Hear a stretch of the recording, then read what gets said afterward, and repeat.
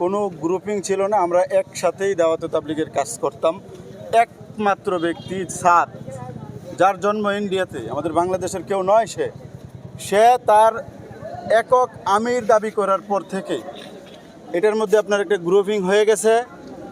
এরপর থেকে বিভিন্ন আন্তর্জাতিক সংস্থা অর্থ দিয়ে বাংলাদেশের নিরীহ তাবলীগের সাথী ভাইদেরকে আপনার মারার জন্য, পরিস্থিতি খারাপ করার জন্য ওনাকে অর্থ দিয়ে সহযোগিতা করতেছে, এরকমটাও আমরা অনেক ক্ষেত্রে পেয়ে থাকি। সর্বশেষ গত 17ই ডিসেম্বর দিবাগত রাত্রিতে আমাদের সাথী ভাইয়েরা কেউ তাহাজ্জুদে ছিল, কেউ আপনার নামাজ পড়তে ছিল, আর কিছু সাথী ভাইয়েরা পাহারায় ছিল। এটা আমাদের বড়দের দায়িত্ব। এখানে আপনি বলতে পারেন যে আপনার সাথীরা এখানে কেন ছিল। ইজতেমা তো আপনার এই 31-1-2 ফেব্রুয়ারি। আমাদের এই মাঠটা প্রস্তুত করার জন্য আপনার মিনিমাম 5 থেকে 6 মাস সময় লাগে। আমাদের সাথীরা মাঠ প্রস্তুত করার জন্য ইজতেমা মাঠে অবস্থান করতেছিল। এই সাত বাহিনী রাত্রে 3টার দিকে পরিকল্পিতভাবে হাজার হাজার আপনার সন্ত্রাসী বাহিনী নিয়ে আমার ঘুমন্ত সাথী ভাইদের উপরে হামলা করছে। যে সকল সাথীরা ঘুমেছিল এদের ল্যাব কম্বলের উপরে দিয়ে আপনার দাও রামদা এগুলো দিয়ে এদেরকে কোপাইছে।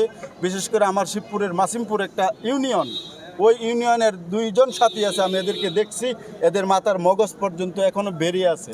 মেহনতটা পুরা বিশ্বব্যাপী যখন ছড়িয়ে পড়ছে, তখন আমি মনে করি ইহুদি নাসারা এবং বর্তমান ইন্ডিয়ার এর পিছনে জড়িত হয়েছে যে মুসলমানদেরকে দ্বিখণ্ডিত করা হোক, খণ্ড খণ্ড করা হোক। মুসলমান ইমানে মেহনতের কারণে আপনার গাঁজাখোর, নেশাখোর, হত্যা মামলার আসামি পর্যন্ত এই দাওয়াতে তাবলীগের মেহনতে যখন চলে আসে, 40 দিন, 3 চিল্লা 1 বছর সময় লাগানোর পরে সে স্বাভাবিক জীবনে ফিরে আসে, এটা সাত সাপ সহ্য করতে পারতেছেন না। উনি পুরা ওয়ার্ল্ডের আমির, উনি একক, উনার তত্ত্বাবধানে দাওয়াতে তাবলীগ চলতে হবে। আর আমাদের তাবলীগের আগে থেকেই আপনার ফয়সালা ছিল, মাওলানা জুবায়ের আহমেদ সাহেব যখন ইন্তেকাল করেছেন, এরপর থেকে দাওয়াতে তাবলীগ মূল নকশাতে চলে আসছে। এখানে কোনো আমির থাকবে না, আপনার সুরে নিজাম, আলমী সুরা যেটাকে বলা হয়, এই সুরার মাধ্যমে আমরা দাওয়াতে তাবলীগের কাজকে চালাইতেছি। কিন্তু উনি উনার আমিরত্ব দাবি করে রাখছে, উনি উনার আধিপত্য বিস্তার করতে চাইতেছেন, উনি আলেমদের বিরুদ্ধে অবস্থান নিছেন এবং উনি উনার কর্মীদেরকে এরকম কথাও বলে দিয়েছেন যে যদি তোমরা অ্যাটাক করার সময় কোনো আলেমের উপরে অ্যাটাক করো তাহলে তোমাদের উপর জান্নাত ওয়াজিব। এটা কোন কথা হইতে পারে? একজন মুসলমান উনি কিভাবে আমাদের পিছনে এভাবে লুক লাগায় দেয়?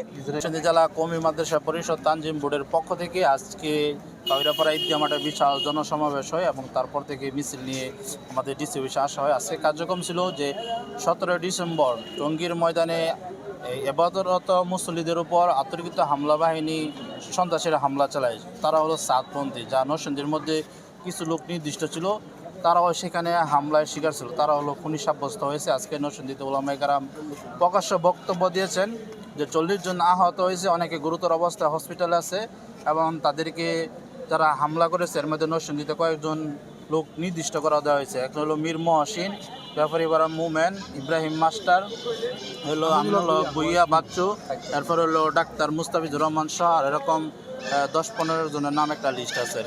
যাদের ইশারায় এই নিরপরাধ সাইদের উপরে গুলি চালানো হয়েছিল, ঠিক সেই সমস্ত ভারতের কুলাঙ্গার আর দালালরাই সেই 18 সালে এবং গত কয়েকদিন আগে টঙ্গীর ময়দানে নিরস্ত্র ঘুমন্ত সাধারণ তৌহিদি জনতার উপর আক্রমণ চালিয়েছে। আমরা বলতে চাই সেই সাইদের শহীদের যেরকম আমরা প্রতিটা রক্তের যেরকম প্রতিশোধ চাই, আমরা তার বিনিময় চাই সেই 18 সালে এবং 2024-এ যারা টঙ্গীর ময়দানে শাহাদত বরণ করেছে বাংলাদেশের তৌহিদি জনতা, প্রত্যেকটি রক্তের বিনিময় চাই, ঠিক কিনা বলুন? এর জন্য সুদা কথা, ভারতের কোনো এজেন্ডা, ভারতের কোনো চক্রান্ত এই বাংলার জমিনে চলতে দেওয়া হবে না, ঠিক কিনা বলুন? তারা চেয়েছিল বিভিন্ন ধরনের ইস্কনের